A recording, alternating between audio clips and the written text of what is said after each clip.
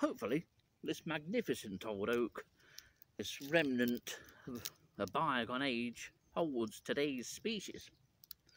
Today's species being a spider, because this tree could be the realm of Mastigusa.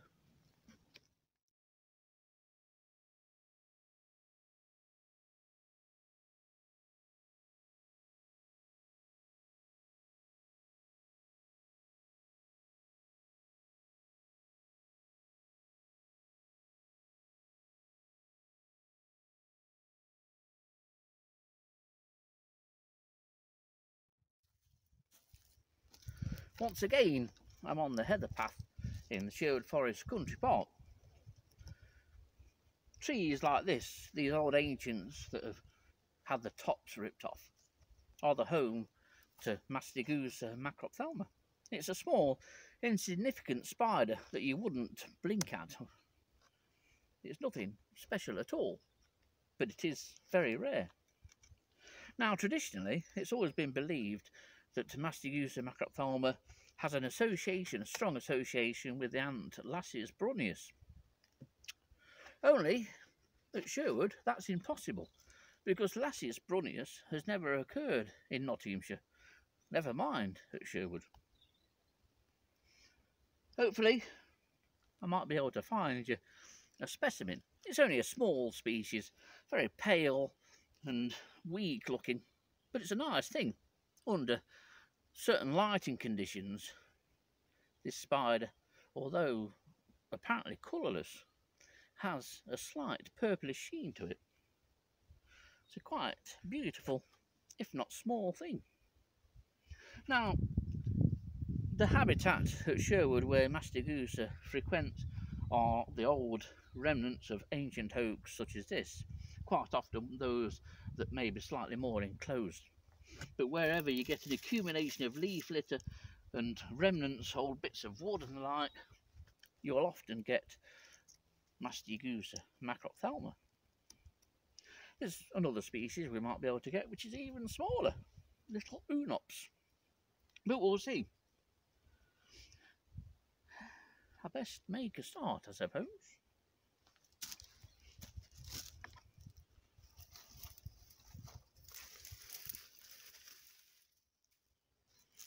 It's alright, my eyes were caught by an orange underwing which is just flitting around this silver birch. I must catch a female and try and rear them. Anyway, I'm heading to the old oak stump that you can see there, that's ancient. On this side there's a hole of it at the bottom, and normally if you scrape out all the contents of that hole, get out all the old leaf litter, then Mastigusa macrophthalma's often tucked away in there. Indeed, that's where the photographs that you've seen in the video so far, or are about to see depending on my superb editing, they were all taken in there. But the big problem I'm finding here at Sherwood is that suitable sites for Mastigusa are becoming less and less. Obviously these old oak remnants, these magnificent old ancient trees, they're very popular with children as hiding places. You can only expect it. I'd have done it myself if I hadn't been 60 getting on. But as such, a lot of the contents of these old trees that you would normally associate with Mastigusa, like dry leaf litter, old bits of wood, they've all been thrown out and removed out of most of these. I may well have better look at Clipston Hall Quarter at some of the old ancients there. But for now, we'll try that tree. Where am I going? Now the base of this tree, clearly illustrates my problem. You can see the wear around this tree. There's going to be some more in a minute. But as a consequence, there's not a deal to scrape out here.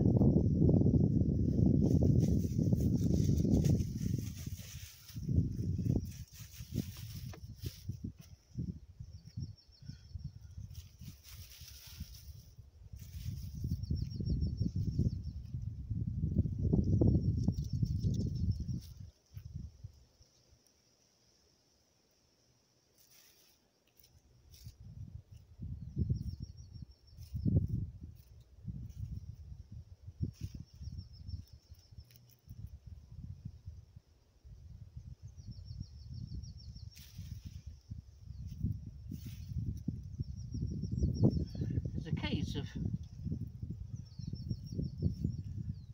scraping out what you can, at least in stages, spreading that around and looking for movement.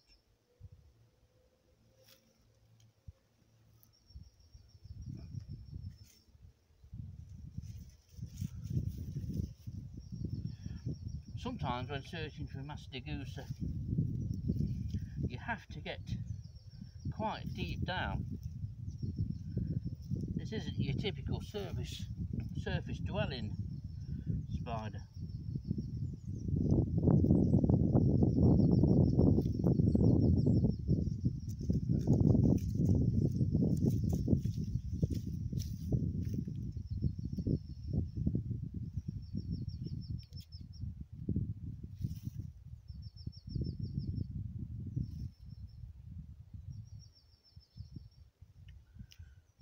No.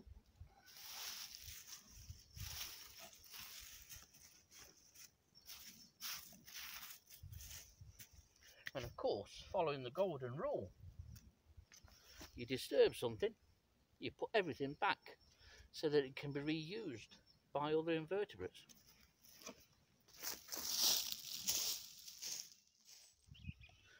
Well, I've drawn a blank on the heather path here, so we need another plan of attack to see this mighty Mastigusa. So with a quick time jump, we'll have to go to Clipsnell Quarter. And by the miracle of modern technology, I'm now in Clipsnell Quarter. The tree I'm going to check is one just on your left here, or my right. It's a tree that I used to get Mastigusa here regularly. Let's hope today is included in that term regularly.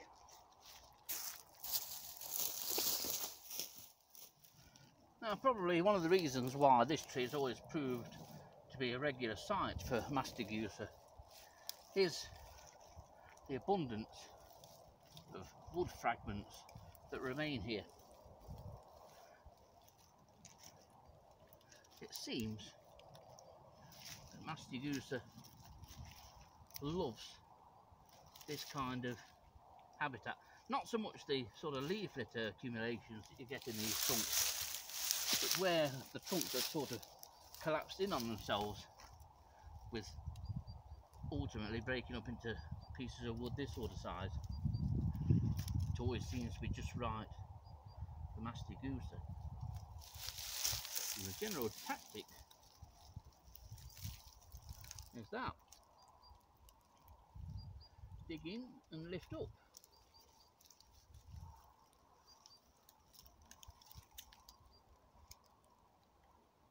And we're back to the old staring.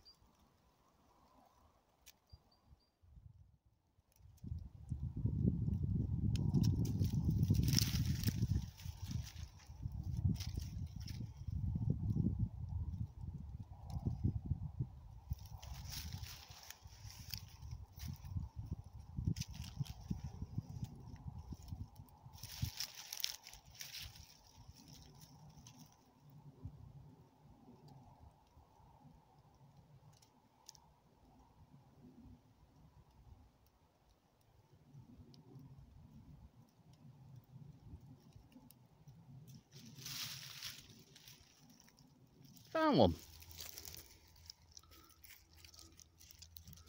If I can get it to stay still. The pale spider that you can see here, that's it.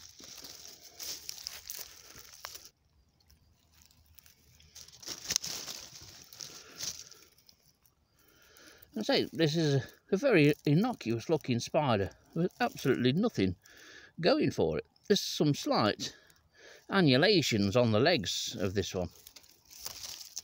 The male has extraordinary palpal bulbs that have these almost perverse like extensions on. I've not seen the male before. I'd love to see the male and photograph it.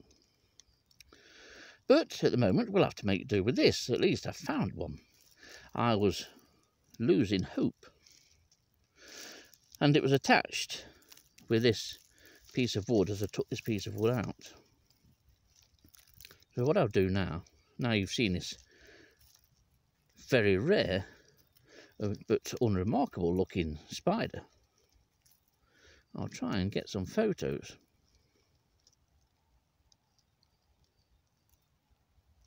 So this is Mastigusa macrophthalma, one of our rarest spiders. Make the most of it while you can see it. That's an interesting looking staff that's just crawled underneath it. But for now, this is one of the rarest spiders in Sherwood Forest. Few have seen it, and the only people that have seen it are those that specifically look for it. So it's usually sort of spider experts when they come to survey Sherwood Forest, or idiots like myself that have seen this species. It's a rare and unusual thing.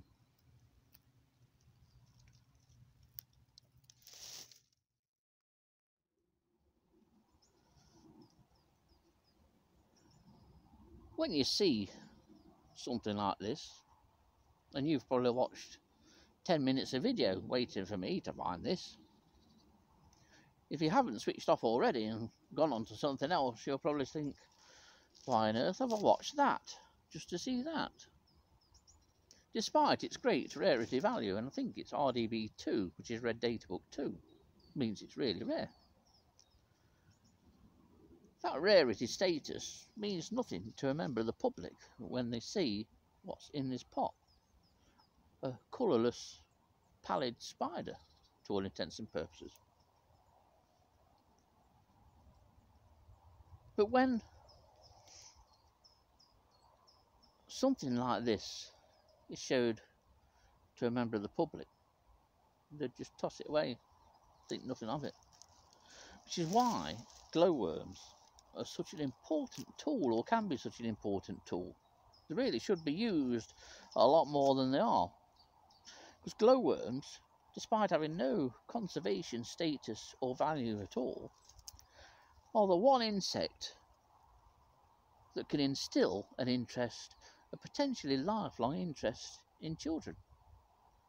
This colourless spider can't. Not really much good at all. Rare, yes. Don't mean anything to a young child. Place a little beetle, a little grub-like beetle, in a child's hand on a night time when it's surrounded by old ancient trees, hundreds of years old, in a darkening sky.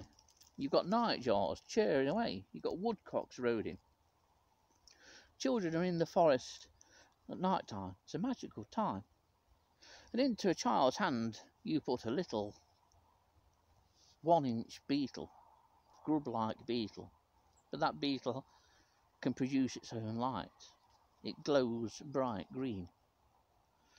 Not only does the beetle light the child's hand up, it also lights that child's face up. That's the power of some species, some supposedly common species, over something that has rarity status and is valued by management like this, like Mastigusa macrophthalma. As lovely as a spider it is, and the photos that I've got look as though they do show the purple sheen, so this spider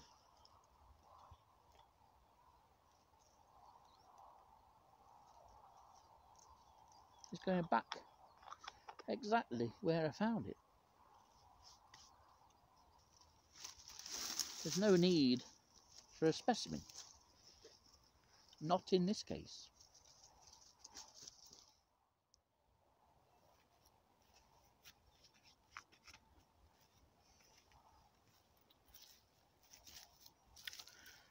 I'm perhaps lucky that there's nobody at home shouting at me when I get in. Clean on this morning, these jeans, but